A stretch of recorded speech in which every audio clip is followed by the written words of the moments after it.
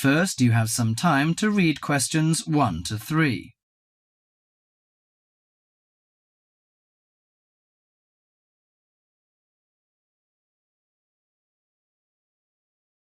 Now listen to the conversation and answer questions 1 to 3. Hi, sit down, please. How can I help you? Thank you. I'm a student in the sociology faculty. I'm coming to ask for some information about renting a room in the college or near the campus. My name is Sarah. Yes, Sarah. How long have you been here in Sydney? You are not new, I suppose. No, I'm in my second year. I came to Sydney 18 months ago from Korea. Where are you living now?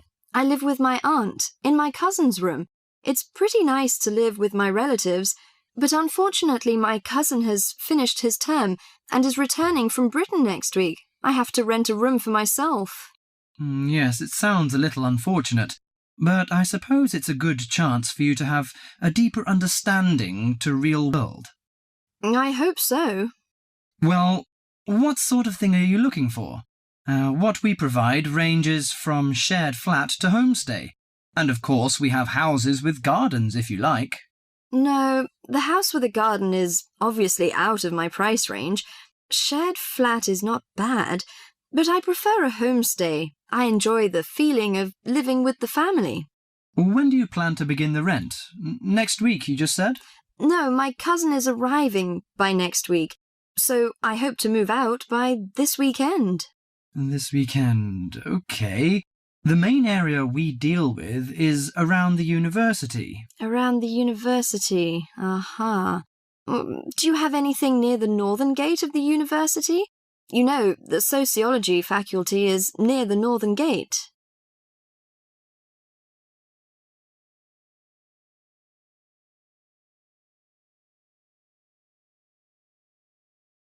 Before you hear the rest of the conversation, you have some time to look at questions 4 to 10.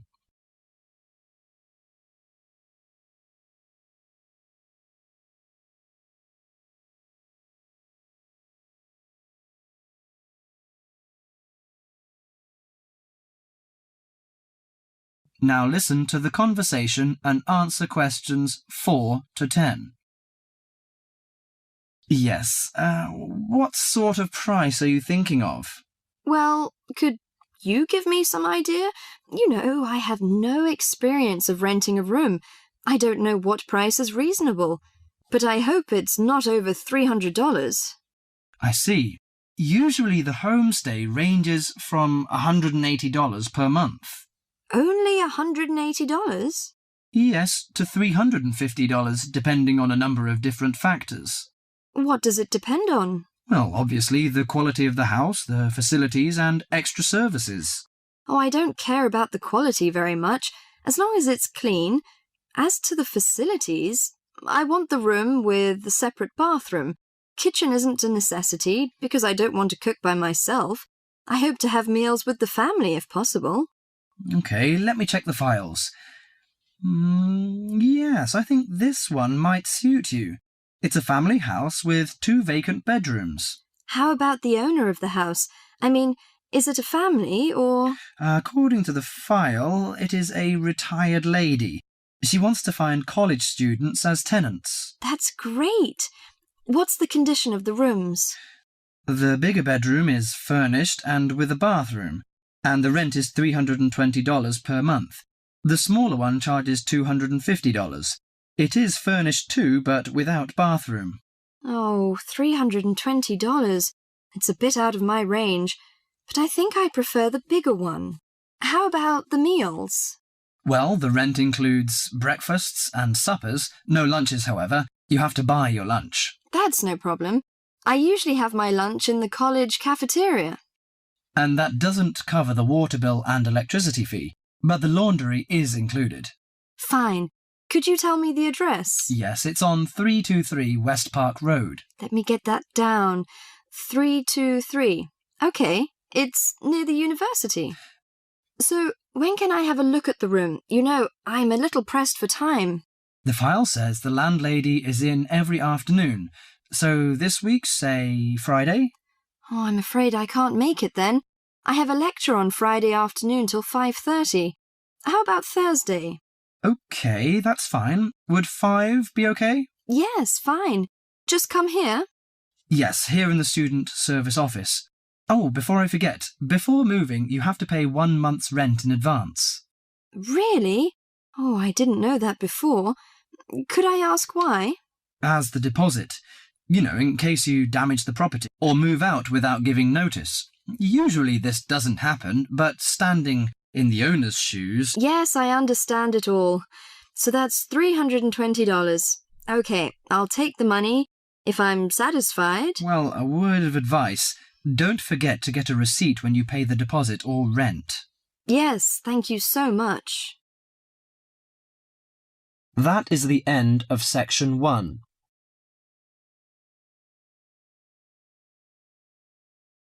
You now have half a minute to check your answers.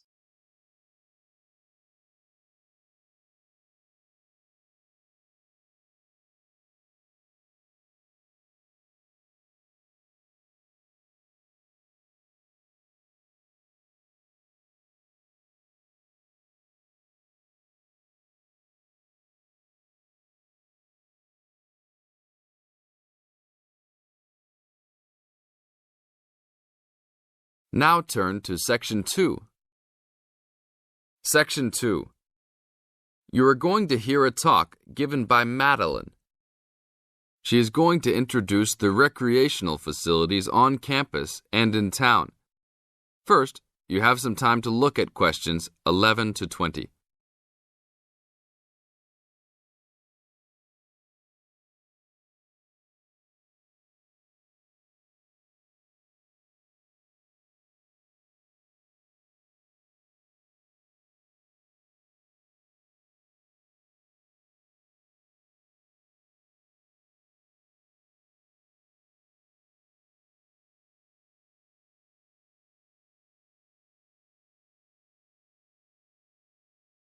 As you listen to the talk, answer questions 11 to 20.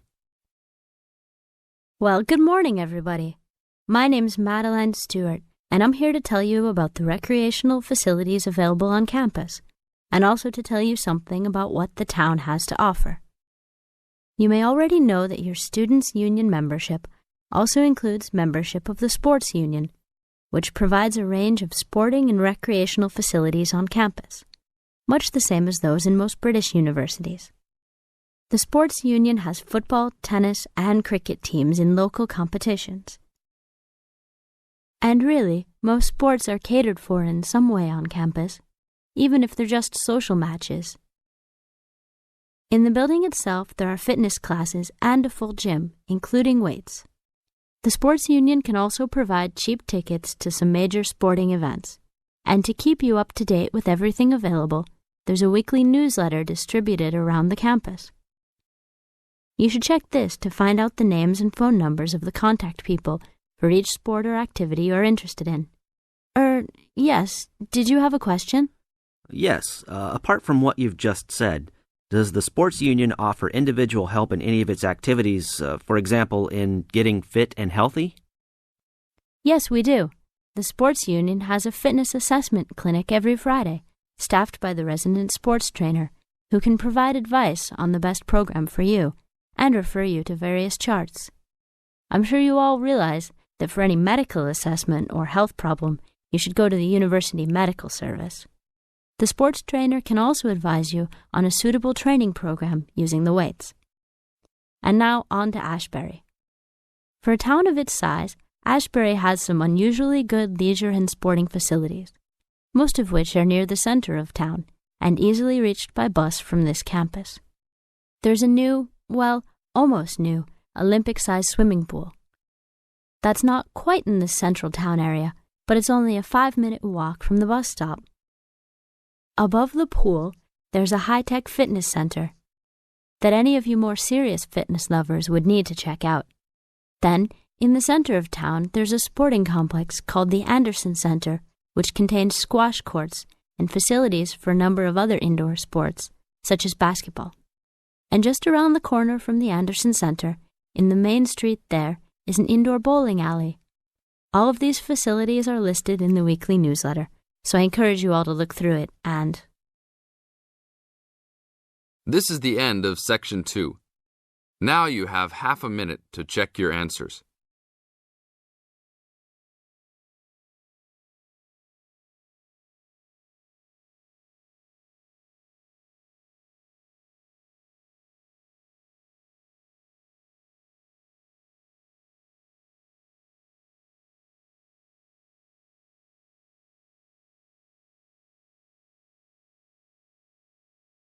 Now turn to Section 3.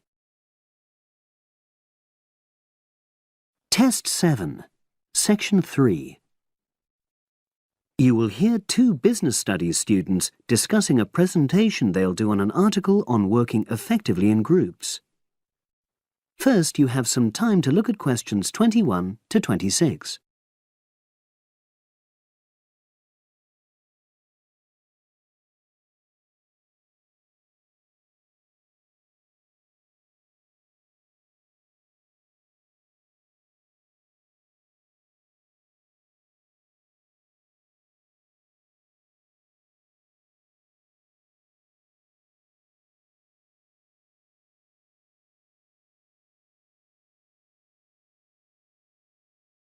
Now listen and answer questions 21 to 26.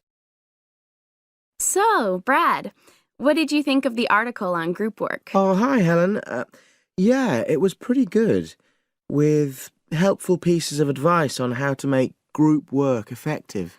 I think we were lucky to be given such a straightforward text to present at the management skills seminar. Yeah. Actually, shall we discuss it now? Have you got time?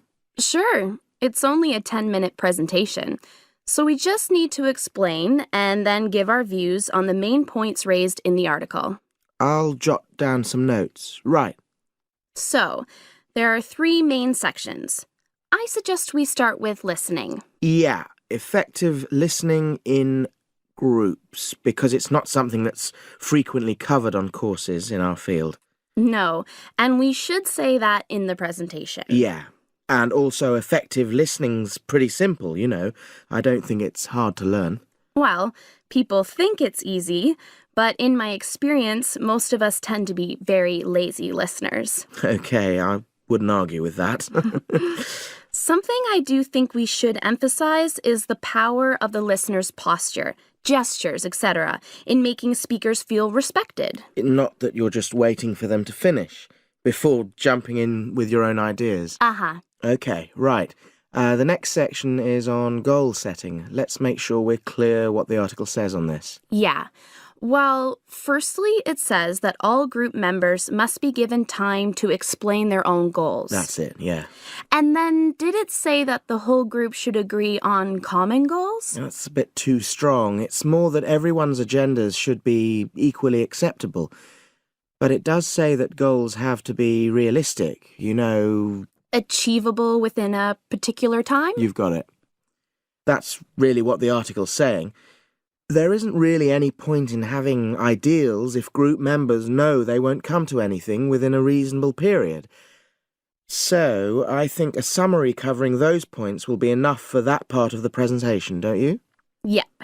Now, the last section is about conflict resolution. Actually, I thought it was the worst part of the article. Me too. I don't think it went into sufficient detail on the issue. Actually, I thought it devoted too much space to it, but that it was all rather boring, you know? It didn't mention some of the more radical theories. Absolutely. I found that really irritating. Right, and also I think it could have said more about conflict sometimes being healthy in groups. Absolutely. It just mentioned rather glibly about how we should avoid thinking of winners and losers, and that quick resolution of conflict is always desirable. Without explaining what these terms mean? Well, it gives quite detailed definitions, but doesn't develop a proper argument. Right. So, for the presentation, I think we just give some definitions and then explain what we felt were the weaknesses in the article's treatment of conflict resolution. Yeah, good. Now you have some time to look at questions 27 to 30.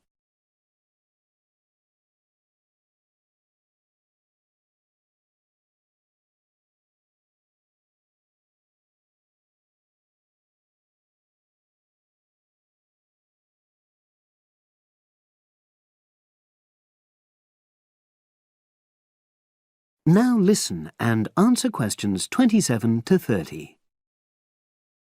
So, let's think about what we have to prepare for the actual presentation. Well, I suppose we'll use PowerPoint, but I'm hopeless at using it, especially if it has any visuals. I really have to look into doing a course on it because I know I'll need it in the future. Don't worry, I'm quite happy using PowerPoint and I'll put it together when everything else is ready. That's a relief. But yes, do that later. Okay. Now, I heard the tutor saying we have to include some well-chosen quotations from the article. I'm not sure if we do. I'll email him to find out. No need, I can just have a look at the specs he gave us when he set the task. That'll be quicker. But the tutor definitely said we have to prepare a handout to go with the talk. I'm not really sure how we do that. Sarah did one last year. Who's she? She's doing the same option as me in marketing. I'll ask her advice on what to include. Great. So that just leaves the bibliography at the end. I suppose it'll mainly be articles. Yeah. So we'll just look on the web, and we can leave that till later. But we've been advised against that. Well, we could have a look through some journals in the library. I think we should start by looking through module handbooks. I think that'll give us some good leads. Yeah, you're probably right. So that's all the topics. That is the end of section 3. You now have half a minute to check your answers.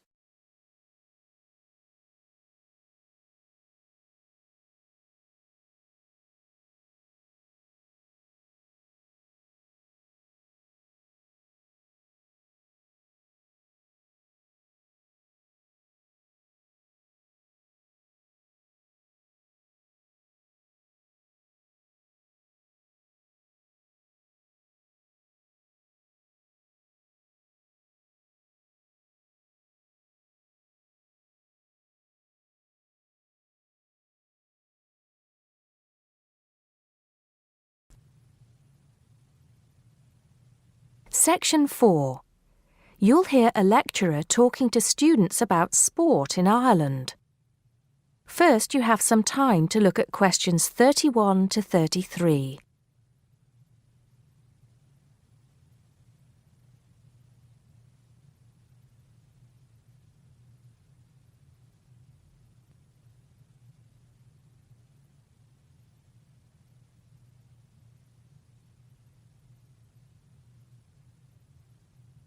Now listen carefully and answer questions 31 to 33. Now, today we're going to be finding out about the most popular sports in the Emerald Isle. That's Ireland, of course. Can you guess what they are? Well, there are these two lesser-played games, a form of rounders and Gaelic handball. But we'll start with one which is perhaps over 3,000 years old. Arriving in Ireland with the Celts, some claim. That may be a slight exaggeration, but I consider it to be the fastest field game in the world, and it goes by the name of hurling. Well, that's what it's known as in the English-speaking world anyway. So, what do you have to do? You've got 15 players on a team, one of them the goalkeeper. Each one has a stick called a hurley. Here you are. I've brought mine along. Had it since I was at school. This is what it looks like, and basically you have to get this ball, called a sliotar, that's S-L-I-O-T-A-R, so it's not spelt the way it's pronounced. You hit it into the net for 3 points, or you can hit it over the net for 1 point. The goal looks like the letter H, with the net under the crossbar. The goalie has a bigger stick than the others to help keep the ball out. You can also catch the sliotar and run with it for 4 steps maximum, or bounce it on your stick. Is that clear to you all? I'll be showing you a video a bit later, so you can see what a game actually looks like. You might like to think of it as a mixture of lacrosse, hockey, and baseball. Oh, and it's played by women too. But it goes by the name of camogie in that case. Before you hear the rest of the talk, you have some time to look at questions 34 to 40.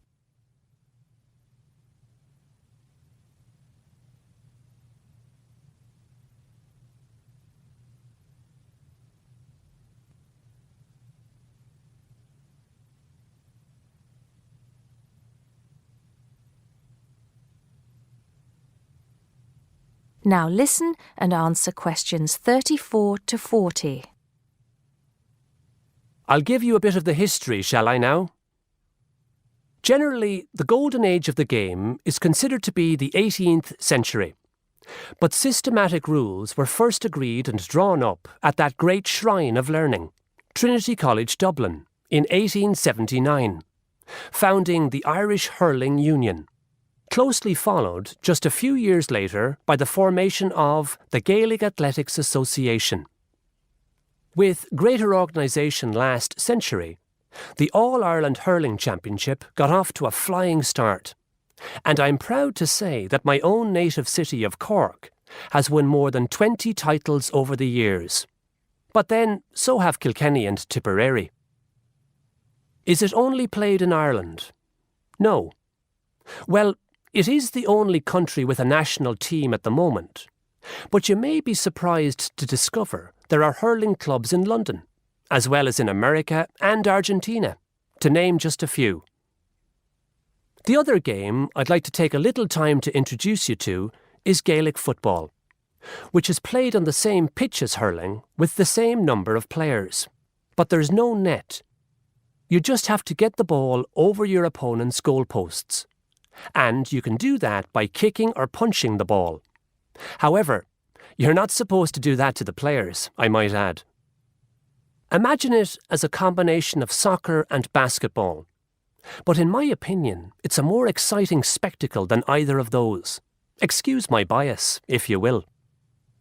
It's also very popular with women.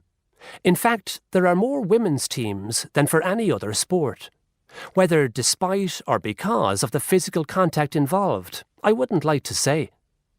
They do play a shorter game, 60 minutes, rather than the men's 70. So, let's have a look. If we can have the lights down, I'll see if I can get this technology to work. That is the end of section 4. You now have half a minute to check your answers.